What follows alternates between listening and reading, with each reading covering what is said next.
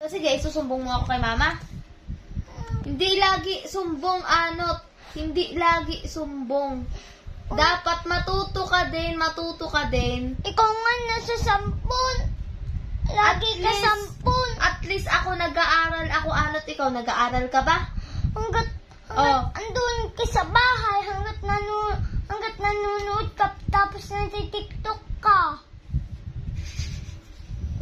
Nag-TikTok ka pala, ate. Nag-TikTok ka pala. Nag-TikTok ako kasi tapos na ako mag-aral. Ikaw, Anot, ikaw naglalaro ka, nagsiselfon ka, nanonood ka ng Spider-Man kung ano-anong tralala na yan, nanonood ka ng ganon, hindi ka pa tapos mag-aral. O wag mo kong lakihan ng mata, ha? Ang laki-laki ng mata mo. Ikaw nga. Wag ka na, manahimik ka na, Anot. Manahimik ka na. Kasi mas matanda ako sa'yo, ha? Manahimik ka, Anot. Kapag kasalanan mo. Dapat tatanggapin mo yan. Dapat hindi ka na magsasalita. Ganyan yung gagawin mo, Nat. Kapag may nag-ano sa'yo, may nagko-correct sa'yo, Nat.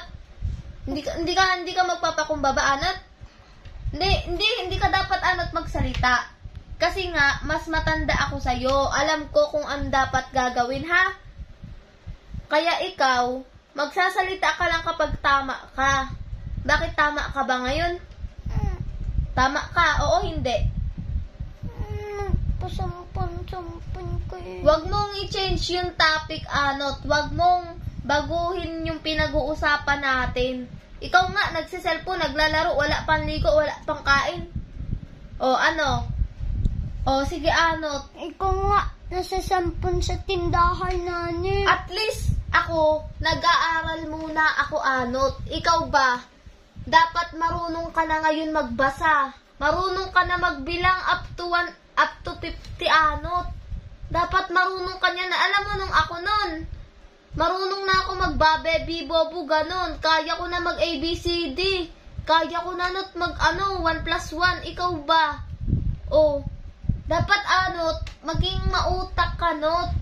Ako nga, hindi nga ako tinuturuan ni mama dati, eh. Ako di ako tinuturuan, at dapat ikaw din, marunong ka na din. Dapat mag-aaral ka. Hindi yung puro ka na lang laro. Dudong, tara laro tayo. Tapos sila, Dudong, mura ng mura.